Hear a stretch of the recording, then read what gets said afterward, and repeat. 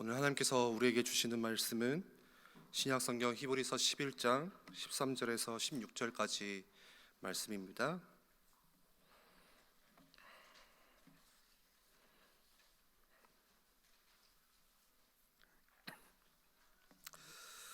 히브리서 11장 13절에서 16절까지 제가 봉독합니다. 이 사람들은 다 믿음을 따라 죽었으며 약속을 받지 못하였으되 그것들을 멀리서 보고 환영하며 또 땅에서는 외국인과 나그네임을 증언하였으니 그들이 이같이 말하는 것은 자기들이 본향 찾는 자임을 나타냄이라. 그들이 나온 바 본향을 생각하였더라면 돌아갈 기회가 있었으려니와 그들이 이제는 더 나은 본향을 사모하니 곧 하늘에 있는 것이라. 이러므로 하나님이 그들의 하나님이라 일컬음 받으심을 부끄러워하지 아니하시고 그들을 위하여 한 성을 예비하셨느니라. 아멘. 히브리서 11장은 믿음에 대해서 우리에게 말씀을 하고 있습니다. 우리가 예수님을 믿는 이유가 무엇입니까? 많은 사람들이 이제 착각을 하는 게 그것이죠. 예수님을 믿으면 내 어떤 현실과 환경이 바뀔 것이라 그렇게 생각을 하고 예수님을 믿는 사람들이 많이 있습니다. 그런데 예수님을 믿으면 세상이 바뀌는 게 아니고 우리가 예수님을 잘 믿으면 환경이 바뀌는 것이 아니죠. 예를 들어서 가난한 사람이 다 부자가 되는 것이 아니고요. 병든 사람이 다 나아서 길길이 뛰고 물론 그러는 사람도 있겠지만 또 다 그렇게 되는 것은 아닙니다. 예수 믿어서 밑에 있던 사람이 갑자기 출세해서 직급이 올라가고 또 벼락 성공하는 것도 아닙니다. 예수님을 믿는 진정한 본질은 환경의 변화가 아니라 예수님을 믿으면 내가 변하는 거예요.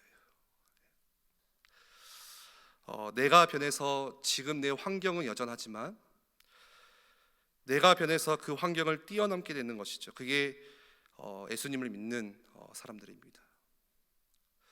지금 나를 힘들게 하는 현실의 문제는 그대로 있어요. 경제도 내 자녀들의 문제와 가정의 문제, 미래에 대한 문제가 여전히 있지만 예수님을 믿는 사람은 내가 변해서 그 현실이 나를 흔들지를 못하는 것입니다. 그래서 하박국 말씀의 마지막 결론에 보시면 3장에 보시면 무화과 나무의 열매가 있어도 감사하고 혹 그 열매가 없어도 기뻐한다. 그러한 삶의 능력을 얻게 되는 것입니다. 그게 바로 예수님을 믿는 믿음의 능력이죠. 지금 내 환경과 현실이 바뀌어도 감사하고요. 우리는 혹시 내 현실과 환경이 그렇지 않는다고 할지라도 나는 기뻐하는 것입니다. 무엇으로 기뻐합니까? 무엇으로 감사하는 거죠? 나를 살리신 구원의 하나님으로 말미암아. 그 교회사 한국의 교회의 역사를 보시면 이제 제가 학교 다닐 때도 교회사에 유독 좀 이렇게 많이 관심이 생기더라고요. 그래서 한국 교회사를 쭉 보시면은 크게 이 대부흥 운동이 한국 교회 역사에 두 번이 있었습니다. 첫 번째 부흥은 1907년도에 일어난 부흥 운동인데 이 부흥 운동이 가지고 있는 특징은 대회개 운동에서 시작된 부흥 운동입니다. 그래서 그 당시에 길선주 목사님께서 부흥회 때 그런 설교를 하셨죠. 나는 하나님께 범죄한 아간과 같습니다. 아간이 그 여호수아와 함께 성을 점령하고 전리품을 하나님의 것을 다 취하게 되죠. 그 아간의 범죄함으로 말미암아 이스라엘이 벌을 받게 됩니다. 그런데 그 훌륭하고 인격적으로 성품도 대단하셨던 길선주 목사님께서 많은 사람들 앞에서 나는 아간과 같은 존재라고 했을 때 그때 하나님의 은혜가 그 자리에 임하고 많은 사람들이 자기의 죄를 자복하고 회개했습니다. 그 자리에서. 그래서 회개함으로써 교회의 참된 부흥이 일어나게 되었고 그게 1907년도에 있었던 대부흥 운동의 시작이 된 것이죠. 그리고 또 한국교회 두 번째 부흥은 1970년대 말에서 이제 80년대로 접어드는 그 당시에 시작된 부흥 운동이 있었습니다. 그래서 그 당시에 이제 그 부흥 운동으로 인해서 많은 교회들이, 웬만한 교회들은 거의 다 배가했고요. 배가라는 것은 뭔지 알죠? 2배, 3배 이렇게 성도 수가 뛴 것입니다. 그러면서 그 당시 대형 교회들이 한국에서 이제 처음에는 시골 교회, 작은 교회들이 많았지만 그 당시 이제 대형 교회들이 일어나기 시작했고, 대한민국 1,000만 성도를 운운하는 막강한 교회들이 그 당시에 이제 세워지기 시작한 것입니다. 1980년도쯤에. 그런데 1980년도에 있었던 이 부흥 운동은 무엇을 통해서 그 당시에 부흥이 일어났느냐라고 할 때, 이제 보는 사람마다 그 판단이나 견해가 조금씩은 다르지만 사도행전에 나타났던 초대교회 오순절 사건과 같은 현상으로는 보기가 어렵습니다. 그러니까 1907년도는 성령께서 충만하게 역사하셔서 사람들이 죄를 발견하고 자신의 죄를 뉘우치고 하나님께 돌아간 이 회개 운동에서 시작된 부흥 운동이라면, 1980년도에는 그런 회개 운동이 아니고 또 사도행전에 있었던 성령의 강한 역사 같은 오순절의 그런 역사가 있었던 게 아니라 조금 다른 의미를 가지고 있거든요. 당시 한국교회 부흥은 조금, 그래서 사람들이, 학자들이 비판적으로 보는 견해들도 있습니다. 1980년대 부흥 운동을요. 무엇과 비슷하냐면 기복신앙과 그 당시가 이제 연결이 된 거죠. 사람들이 워낙 가난한 거예요. 워낙 그 당시 힘들고 정치적으로 또 어렵고 정세가 어려우니까 예수님을 믿으면 내가 이 가난에서 해방될 수 있다. 그렇게 시작된 부흥 운동이 많았습니다. 그 당시 예수님을 믿으면 내가 어떤 병에 걸려든지 다 나을 수가 있다. 그래서 그 당시에 병 고침, 병 나음 그런 기도들이 굉장히 활발하게 일어났죠. 그런 치유하고 은사가 가운데 일어난 그런 신비적인 기도들이 많았습니다. 그 당시. 그리고 부흥이 된 거죠. 그때 뭐 예수 믿으면 형통한다, 이런 것들이 그 당시에 한국교회 부흥에 뭔가 불씨 같은 역할을 한 겁니다.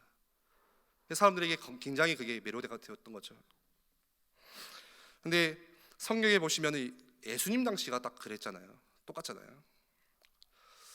예를 들어서 벳세다에 있던 사람들이 예수님을 만나서 배부르게 떡을 먹었고, 그래서 떡을 배부르게 먹기 위해서 예수님을 믿었고 예수님을 따라다녔고요.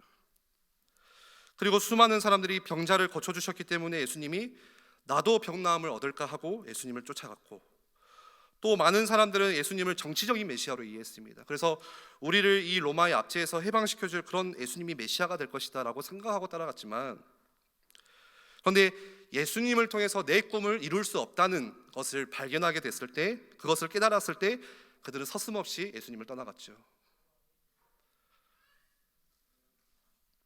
그런데 지금도 동일합니다. 조금만 내가 생각하는 어떤 나의 생각과 달라지며, 내가 간절히 바라는 어떤 꿈이 있는데 나의 꿈을 이룰 수 없다는 것을 우리가 알게 되어지며, 많은 사람들이 서슴없이 교회를 떠나요. 예수님을 떠납니다. 하나님을 떠나게 됩니다. 여러분, 묻겠습니다. 예수 잘 믿으면 부자 됩니까? 속으로 대답하십시오. 예수 잘 믿으면 사업이 막 번창합니까? 예수 믿으면 건강한가요? 아니다라고 이야기할 수는 없죠. 그런데 중요한 것은 그것 때문에만 우리가 예수님을 믿고 따르는 건 아니라는 거예요. 예수님이 오신 이유가 그게 아니라는 거예요. 제가 왜 이 말씀을 서론해서 드리냐면, 오늘 읽었던 본문 말씀을 한번 보시면, 13절 말씀을 한번 보시면요, 13절 말씀에 이 사람들은 다 믿음을 따라 죽었으며 약속을 받지 못하였으되. 여러분, 내가 간절히 바라던 게 있었어요. 그 간절히 바라던 것을 가지고 열심히 내가 기도하고 정말 최선을 다해서, 남들보다 더 최선을 다해서 신앙생활을 나는 해왔습니다. 섬겨왔습니다. 그런데 그토록 간절히 바라던 게 이루어지지 않았을 때, 그때 우리의 마음에 오는 상실감은 굉장히 클 거예요. 그러겠죠. 그런 경험들이 있을 거예요, 아마. 그런데 오늘 13절 말씀은 그 정도가 아닙니다. 뭡니까? 믿음을 따라 살다가 죽었다는 거예요. 내가 하나님을 믿고 하나님이 나에게 하신 약속에 대한 그 믿음을 가지고 순종하면서 살다가 죽음을 맞이했다는 거예요. 그런데 뭐가 문제입니까? 그 뒤에 나오는 믿음의 사람들은 그 약속이 이루어지는 것을 보지 못했다는 거예요. 약속을 받지 못했다. 약속을 받았죠. 그런데 그 약속이 이루어지는 것을 보지 못했다는 거예요. 살아있을 때. 저는 이 말씀이 굉장히 충격이었어요. 몇 달 전에 제가 히브리서 11장 말씀을 어쩌다가 딱 읽으면서 너무 이 말씀이 저한테 충격으로 다가오는 거예요. 믿음을 따라서 순종하면서 살았는데 정녕 하나님에 대한 그 약속을 보지 못하고 죽음을 맞이했다는 거. 그래서 히브리서 11장 말씀을 좀 더 내가 연구하고 공부해 봐야겠다. 그러면서 오늘 지금 이 본문 말씀 때문에 히브리서 말씀을 수요예배 때 하나씩 지금 나누려고 했던 것입니다. 여러분, 우리의 시각은 영원한 것을 잘 보지 못합니다. 그렇죠? 지금 내 눈앞에 있는 거, 오늘 지금 내 앞에 닥쳐 있는 거, 그것만 우리는 보고 살 때가 참 많아요. 멀리 보지 못하죠. 그래서 하나님이 나에게 약속을 하셨다. 여러분 각자에게 하나님께서 약속을 하셨잖아요. 언약이잖아요, 그게. 그런데 하나님이 나에게 약속을 하셨다라고 할 때 우리는 그 하나님의 약속에 대한 성취를 영원이라는 시간 속이 아니라 내 시간 속에서만 보려고 하는 거예요. 그게 우리가 가지고 있는 지금 신앙이라는 겁니다. 그걸 우리는 복이라고 생각을 해요. 하나님이 하신 약속이 내가 지금 살아있을 때 봐야 된다. 그게 성취되어져야 한다. 그런데 오늘 히브리서에서 이 믿음에 대한 사람들을 이야기할 때 그 사람들은 전부 다 믿음을 따라서 살다가 죽었는데 그들은 하나님께서 약속하신 것을 살아생전에 받지 못했다라고 이야기를 해요. 예를 들어서 아브라함을 보시면 그 앞절에 아브라함이 나오죠. 아브라함 이야기를 지난 시간에 나눴는데요. 12절 앞절 12절 말씀에 이런 말씀이 있죠. 하늘의 허다한 별과 또 해변의 무수한 모래와 같이 많은 후손이 생육하였느니라. 이게 하나님께서 아브라함에게 하신 약속이었습니다. 너희 후손을, 너희 자손을 대대로 하늘의 별과 같이 셀 수 없을 만큼, 저 바다의 무수한 모래와 같이 셀 수 없을 만큼 번성하고 생육할 것이다. 이 약속을 지금 아브라함이 받았어요. 그런데 중요한 것은 뭐예요? 아브라함이 살아있을 때 이 약속이 이루어지지 않았다는 거예요. 아브라함이 살아있을 때 그 약속이 성취된 것을 보지 못했다는 거예요. 그리고 죽음을 맞이했다는 거예요. 그런데 아브라함이 뭘 봤습니까? 13절 말씀에 그것들을 멀리서 보고 환영하며, 내가 생각하고 내가 바라는 지금 내 시간 속에서가 아니라 하나님의 시간 속에서, 영원이라는 시간 속에서 그 약속을 멀리서 보고 그 약속을 영혼에 품고 그 약속을 믿음의 눈으로 바라보면서 그 약속이 반드시 이루어질 것이다, 성취될 것이라는 확신을 가지고 아브라함이 살았다는 거예요. 쉬운 성경에는 그렇게 번역을 해놨어요. 그들은 하나님께서 그의 백성에게 약속하신 것을 받지는 못했으나 앞으로 올 것들을 멀리서 보고 기뻐하였습니다. 그러니까 우리는 지금 당장에 이게 이루어지고 성취되는 것을 우리는 기뻐하지만 지금 오늘 나오는 이 히브리서 11장의 믿음의 사람들은 성취되지가 않았어요. 하나님께 약속으로 받은 것을 살아있을 때 보지를 못했지만 멀리서 보고 기뻐했다는 거예요. 그런데 이러한 믿음의 사람들이 멀리서 보고 기뻐할 수 있는 이유가 무엇이었습니까? 그게 14절 말씀에 나오잖아요. 그 이유가 뭐예요? 그들이 이같이 말하는 것은 자기들이 본향 찾는 자임을 나타냅니다. 다시 말해서 내가 돌아갈 본향이 있기 때문에 그렇다는 거예요. 이 땅에서 내가 오랫동안 영원히 살지 않는다는 것을 알기 때문에 그랬다는 거예요. 여러분, 만약에 우리가 이 땅에서 사는 삶이 전부라고 생각해 보세요. 그렇다면 어쩌든지 이 땅에 살아있을 때 하나님의 약속을 받고 이루어지는 것을 반드시 봐야겠지만, 그런데 이 땅에서의 우리 삶은요 아주 잠깐이라는 거예요. 마치 뭐와 같냐면요, 그 연극을 보시면 연극에 막이 있죠. 1막, 2막, 3막이 있어가지고 이렇게 쭉 갑니다. 그런데 뭐와 같냐면 막이 끝나면은 암전이 되어지고 무대에 있는 커튼을 닫았다가 다시 열면서 새로운 막이 시작되잖아요. 그런데 이 땅에서 삶이 마치 1막이라면 그 1막은 굉장히 짧아요. 잠깐이에요. 그런데 막이 끝나고 커튼이 닫혔다가 다시 열려지는 그 새로운 막, 그 2막은 영원하다는 거예요. 그래서 찬송가 492장에 이 찬송을 우리가 장례 예배 때 많이 부르는 찬송이죠. 잠시 세상에 내가 살면서, 근데 장례 예배 때만 부를 찬양이 아니라 사실 우리가 매일매일 불러야 되는 찬양입니다. 본향을 우리가 잊지 않아야 되기 때문에 잠시 세상에 내가 살면서 항상 찬송 부르다가 날이 저물어 오라 하시며 영광 중에 나아가리. 영원한 영광 가운데 나아가는 거예요. 그게 우리의 본향이에요. 눈물 골짜기 더듬으면서 나의 갈 길 다 간 후에 하나님께서 마지막 우리가 정해놓은 그 길이 딱 정해져 있잖아요. 더 가고 싶어도 못 갑니다. 거기는 딱 각자 그 딱 정해진 끝이 있잖아요. 주의 품 안에 내가 안기어 뭐라고 하죠? 영원토록 살리로다. 우리가 돌아갈, 다시 말해서 우리가 갈 본향은 영원하다는 거예요. 그 하나님의 영광의 품은 영원하다는 것입니다. 그래서 히브리서 11장 오늘 16절 말씀에 그들이 이제는 더 나은 본향을 사모하니, 멀리 본 거죠. 사모하는 게 뭐가 있었어요? 이 땅의 것들을 사모하는 게 아니라 내가 돌아갈 본향을 사모한 거예요. 기다린 거죠. 그래서 곧 하늘에 있는 것이라. 이러므로 하나님이 그들의 하나님이라 일컬음을 받으심을 부끄러워하지 아니하시고 그들을 위하여서 한 성을 예비하셨느니라. 하나님께서 그들의 하나님이라 일컬음 받으심을 부끄러워하지 않았다. 하나님은 언약을 맺으실 때 그 언약의 핵심이 뭐라고 했죠? 우리가 말씀 가운데 배운 게 나의 하나님, 너의 하나님이야. 너는 나의 자녀야. 하나님이 우리의 하나님이라 일컬음 받으심을 부끄러워하지 않았다는 것은 다른 말로 하나님이 그걸 기뻐하시고 자랑스러워하셨다는 거예요. 천국 본향을 사모하면서 믿음으로 살아간 사람들의 삶을요. 그러면서 그들을 위해서 뭘 예비하셨죠? 그들을 위해서 한 성을 예비하셨다. 그게 바로 우리가 돌아갈 본향. 그게 뭐죠? 영원한 천성입니다. 천성. 여러분, 내가 돌아갈 영원한 본향을 사모하기 때문에 지금 우리가 살아가는 이 아주 잠깐의 이 땅에서의 인생에서 하나님의 약속을 내가 지금 보지 못해도 괜찮은 거예요. 영원한 것이 있기 때문에, 영원한 것이 우리 가운데 예비되어 있기 때문에.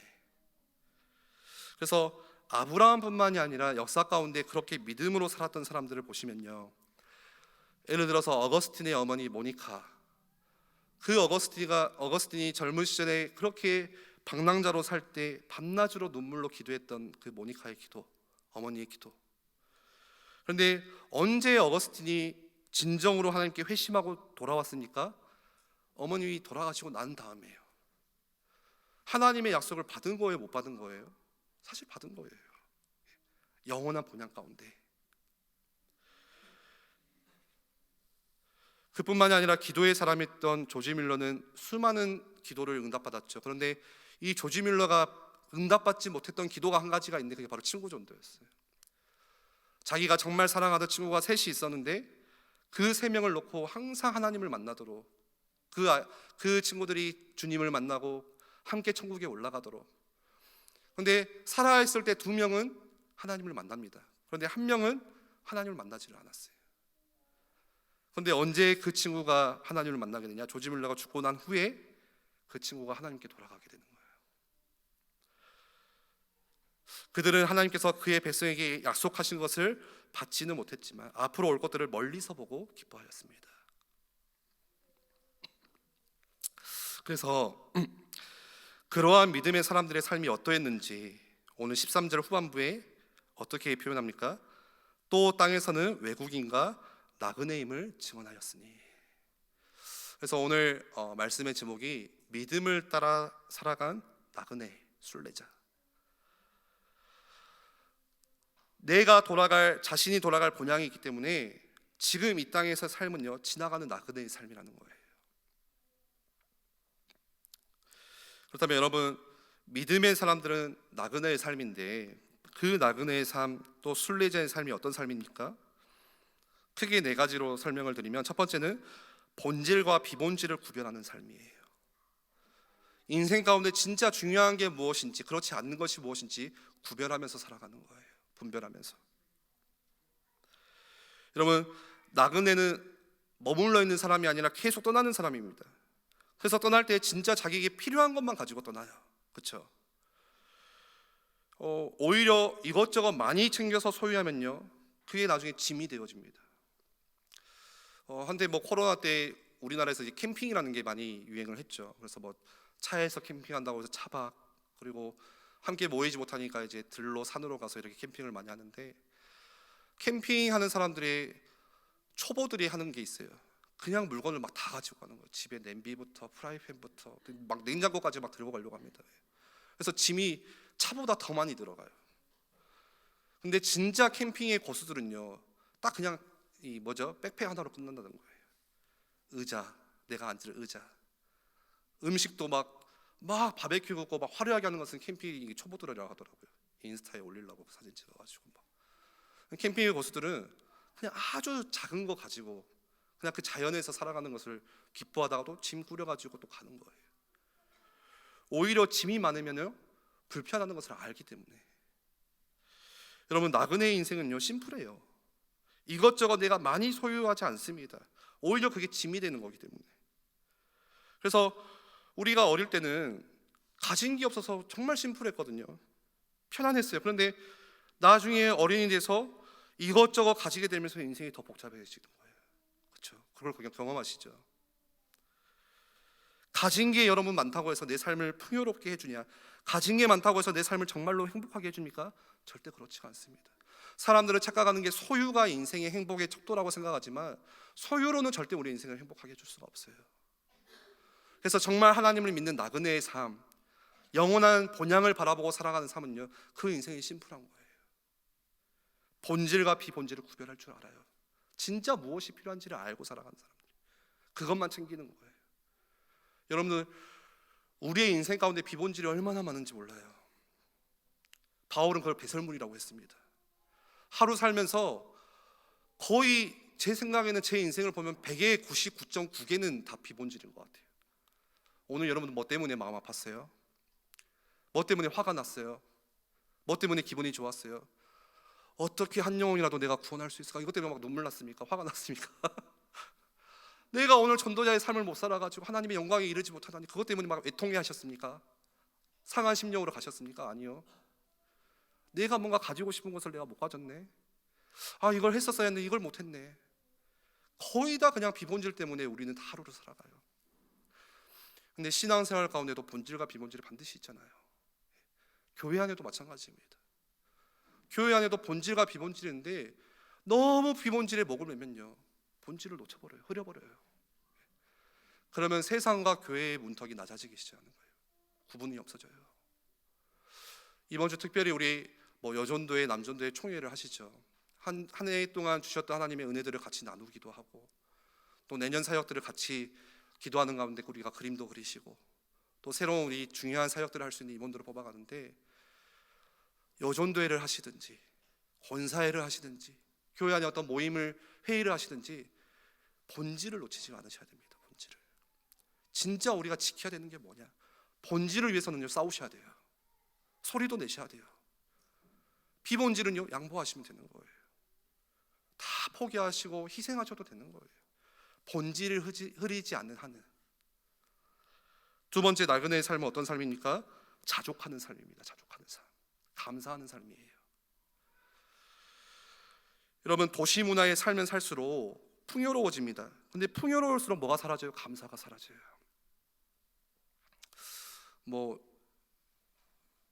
우리 어르신들이 많이 계셔서 제가 옛날 이야기 하면 굉장히 이제 웃으시겠지만 웃으셔도 됩니다.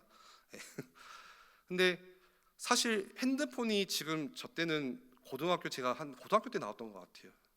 그리고 지금 쓰는 이제 이런 엄청난 폰들은 제가 이제 20대 후반에 이렇게 많이 나왔던 것 같고요. 근데 가만히 생각해 보니까 핸드폰이 없었던 때가 훨씬 더 저는 그때가 행복했던 것 같아요.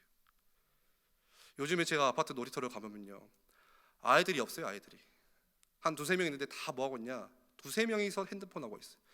두세 명이서 핸드폰 하는데 더 웃긴 건 뭔지 아세요? 다 다른 게임을 하고 있어요. 난 그게 너무 신기하더라고요. 같은 게임을 하면서 서로 소통하면서 이렇게 해야 재밌지 다른 게임을 하고 있는 거예요. 다 소통도 안 되고. 오히려 지금 살기 좋은 어떤 문화, 살기 좋은 어떤 뭔가 발전된 것들이 많이 있지만 여러분, 도시 문명에 살수록 더 내 삶이 윤택해지고 풍요로울수록 이상하게 감사는 사라지는 것 같아요. 그래서 실제 OECD 국가 중에 행복 지수를 보시면 우리나라 얼마나 발전했습니까? 근데 행복 지수는 꼴등이고, 저기 방글라데시 맨날 홍수불 가는데 행복 지수는 엄청 높아요. 이상하죠? 감사가 사라지니까 만족하지를 못해요. 아, 집이 왜 이래? 집 인테리어가 왜 이 모양이야? 왜 우리 화장실에는 비데가 없어? 여러분, 쭈그려서 쌌을 때를 기억하셔야 돼요. 언제부터 우리가 비데 썼습니까? 그러니까 만족을 할 줄 모르는 거예요. 제가 교회 가까이 이사 와가지고 사는데 어느 순간에 막 불평이 나오는 거예요. 아, 집에 왜 곰팡이가 있어? 아, 집이 더워. 추우면 춥다, 더우면 덥다, 이것저것 막 하는데 저희 와이프가 딱 그 이야기 하더라고요. 왜 이렇게 감사할 줄 모르냐고. 집에서 밖에서 텐트 안 치고 산 걸 감사해야지. 왜 만족할 줄 모르냐고. 근데 진짜 그런 것 같아요. 우리가 자족하는 삶이 사라진 거예요. 여러분, 나그네는요, 물 한 모금에도 감사해요. 그렇죠? 아무것도 없는 나그네가 갑자기 지나가는데 그 사람에게 먹을 것을 건네준다, 물 한 그릇을 내어준다, 그걸로도 감사할 수 있어요. 자족하는 사람이에요. 나그네는 불편하지만, 그 삶이 불편하죠, 당연히. 그런데 불편하지만 감사가 있어요. 이제 돌아오는 주일이 추수감사주일입니다. 추수감사주일의 유래가 어떻게 되죠? 400년 전에 청교도들이 메인플라워를 타고 가던 중에 극심한 추위를 만나가지고 절반이 다 죽어요. 절반만 살아남아서 땅에 도착합니다. 그리고 겨우겨우 간신히 옥수수 이거 농사하는 거를 배워가지고 그 옥수수 농사를 짓고 거기서 수확한 처음의 것을 감사해서 하나님께 드리었어요. 그렇게 시작된 추수감사절이거든요. 그래서 그게 미국의 정신이고, 미국에는 뭐가 있습니까? 항상 땡큐, 땡큐, 땡큐. 뭐만 하면 땡큐. 우리는 뭐예요? 뭐만 하면은 아이 참 고마워 표현이 없어졌어요. 고마워 표현이. 감사가 사라지고 있어요. 세 번째로, 나그네는 어떤 삶입니까? 이 땅의 것들을 부러워하지 않는 삶이에요. 이게 참 쉽지 않죠. 예. 우리가 얼마나 부러워하는 것들이 그만큼 많습니까? 좋은 차, 좋은 집, 좋은 어떤 전자기기, 좋은 직장, 좋은 자리. 그런데 하나님이 부르시면 결국 다 놓고 가야 되는 거예요. 그렇죠? 내일이라도 하나님께서 나를 불러가시면요, 좋은 집 타고 갈 겁니까? 좋은 차 타고 갈 겁니까? 절대 놓지 못하는 이거 금덩어리 들고 가겠습니까? 아니에요. 다 내려놓고 가야 되는 거예요. 그래서 이 땅에서 내가 그토록 그것들을 차지하고 소유하려고 발버둥을 썼는데, 나중에 하나님의 부르심 앞에서는요, 우리 누가복음에 나오는 부자와 같이 그게 다 의미가 없어지는 것들이에요. 그래서 요즘의 사람들은 어쩌든지 많이 소유하려고 부동산 투기, 땅을 사고 그것들을 자꾸 불리고, 딱 내 것에 자족하는 삶이 아니라 욕심이 한도 끝도 없네. 더. 그런데 여러분, 나그네는요, 있다고 해서 교만하거나 없다고 해서 기죽을 필요도 없습니다. 예. 영원한 것을 소유하였기 때문에. 끝으로 네 번째로, 나그네는 떠나는 사람이에요. 그래서 이 땅에서 살아가시지만 우리 성도님들이 항상 뭘 연습하셔야 되냐면 떠나는 연습을 하셔야 됩니다. 떠나는 연습을. 예를 들어서 정말 사랑하는 내 자녀가 있어도 떠나보낼 수 있는 연습을 하셔야 되는 거예요. 요즘에 이제 막 뭐 금쪽이다 해가지고 막 아이를 소유로 생각하잖아요. 나 아니면 안 될 것 같고, 이 아이가 나의 소유로 생각하는데 떠나보내지 않으면요, 그게 나중에 집착이 돼요. 그 집착은 병든 사랑입니다.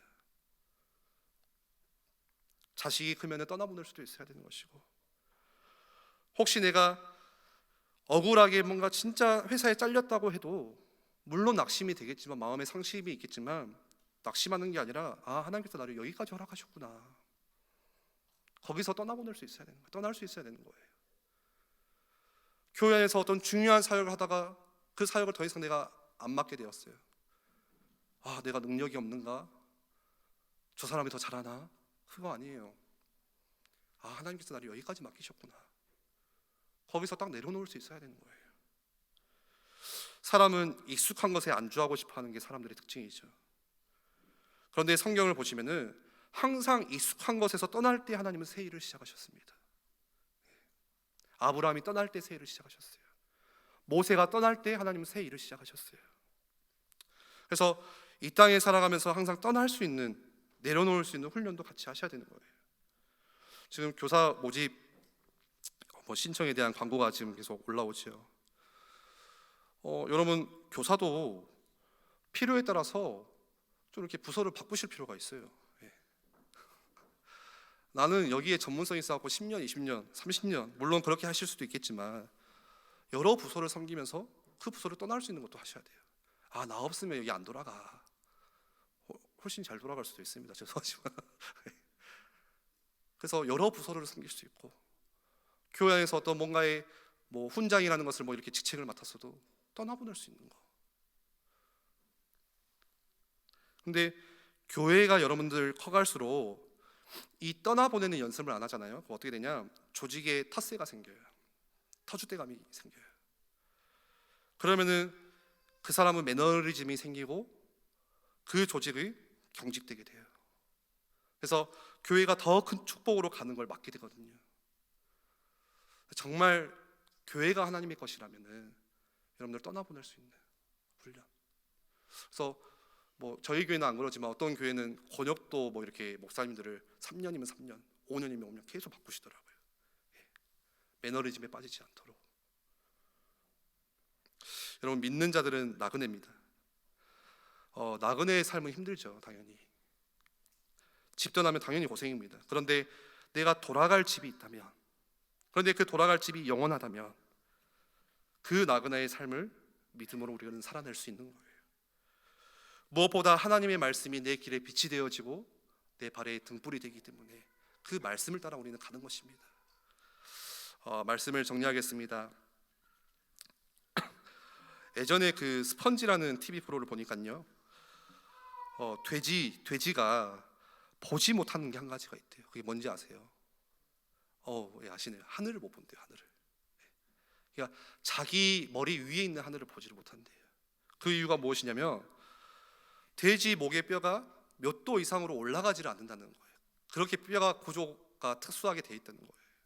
그래서 돼지는 평생 자기 위를 보지 못하고 실험을 하더라고요. 막 먹을 것으로 유인해가지고 킁킁거리면서 이렇게 올라가는데 올라가다 떨어져 버려요. 올라가다 떨어져 버리고 못 올라가요, 머리가. 그래서 평생 돼지는 앞만 보고 땅의 것만 보고 살아갑니다. 근데 여러분, 우리는 땅만 보고 사는 존재가 아닙니다. 땅의 것이 영원한 것이라 생각하고 이 땅에서 삶이 전부라고만 생각하고 여기서 내 만족을 추구하고 자랑을 일삼고 소유하기 위해서, 또 소유한 것을 내가 지키기 위해서 평생을 그렇게 생계를 위해 치열하게 살아야 되는 존재가 아니라는 거예요. 하나님은 처음부터 우리를 그렇게 창조하지 않으셨습니다. 그런데 우리는요, 너무 바빠요. 너무 해야 될 게 많아요. 그래서 영원한 본향, 하나님께서 예비하신 그 천성을 하루에 1분도 우리는 보지를 못해요. 오늘도. 그 세상을 사는 지혜라는 찬양이 있는데요, 그 찬양이 얼마나 은혜로운지 몰라요. 자주 듣는 찬양인데요, 가사를 보시면 이런 가사가 있어요. 하늘을 볼 겨를도 없이 정신없이 세상을 살다가 마음의 먹먹함이 내 삶을 짓누를 때 그제서야 주님을 찾습니다. 행복을 느낄 겨를도 없이 분주하게 세상을 살다가 인생의 허무함이 내 삶을 짓누를 때 그때서야 주님을 바라봅니다. 정신없이 우리가 하루를 살고 세상을 살고 오늘도 분주하게 세상을 살면서 우리는 내가 돌아갈 영원한 본향을 보지 못하고 살아가는 거예요. 너무 안타깝죠. 그래서 여러분, 믿음의 선배들처럼 우리의 하루하루의 삶 속에서 영원한 본향을 바라보시기를 바랍니다. 저도 마찬가지고요. 우리가 영원한 것을 보게 되면 지금 내 앞에 있는 여러 가지 현실의 문제들, 지금 나를 외롭게 하는 것들이 있습니까? 뭔가 나를 불안하게 만드는 것들이 있어요? 그게 사라지기 시작해요. 영원한 것을 보며, 그게 나에게 정말 믿음으로 다가오며, 그렇게 내 마음을 졸여왔던 것들이 그게 그렇게 의미가 없다는 것을 느끼게 되는 거예요. 내가 이거를 갖지 못해서, 소유하지 못해서 남들과 비교당하면서 뭔가 나는 내 인생이 실패한 인생이라고 생각했지만 영원한 본향을 바라보면 그게 별로 중요하지가 않아요. 그래서 하루에 10분이라도 사무실 밖으로 나가시고 또 집 밖으로 나가셔가지고 하늘을 쳐다보시기 바랍니다. 하늘을. 성경이 말씀하시는 영원한 본향을 한번 생각해 보세요. 그 64빌딩 유리창을 닦는 직업이 있어요. 그러니까 그게 TV에 나오는데 이 엄청나더라고요. 그 월급이. 예. 그래서 그 한번 닦으면은 뭐 많이 번다고 하더라고요. 근데 63빌딩에 올라가면은 아무것도 보이지가 않는데요. 그래서 그 기자가 그분들에게 물어봤어요. 안 무서우세요? 그러니까 그분들이 뭐라 하는지 아세요? 엄청 무서워요. 그럼 어떻게 닦으세요? 하니까 절대 땅을 안 본대요. 하늘만 보고 닦는데요. 근데 하늘만 보고 닦다가 이게 팔이 아프니까 이제 땅을 봐도 아무렇지 않는 거예요. 감각이 사라지는 거죠. 너무 노동이 힘드니까. 근데 하늘을 바라보니까 그 땅이 보이지가 않는 거예요. 마치 비슷합니다. 이 땅에서 우리가 돈 욕심, 자리 욕심, 사람 욕심이 자꾸 내 마음을 흔들 때마다 어디를 바라보시는 거예요? 눈을 들어 하늘을 바라보시는 거예요. 우리는 지금 지나가는 나는 나그네일 뿐이다. 이 땅의 것을 내가 누리지만 집착하지 않는 나는 그렇게 거룩한 나그네, 순례자라는 것을 항상 기억하시기를 바랍니다. 언제든지 하나님께서 나를 부르실 때 나는 다 놓고 갈 준비가 되어 있다. 그 영원한 본향, 하나님의 임재가 가득한 그 영원한 본향에 나는 언제든지 하나님께 나아갈 준비를 나는 오늘 또 하고 산다. 그래서 우리는 천국 나그네입니다. 천국 나그네. 우리 옆 사람들에게 마지막으로 한번 축복해 주시죠. 당신은 천국 나그네입니다.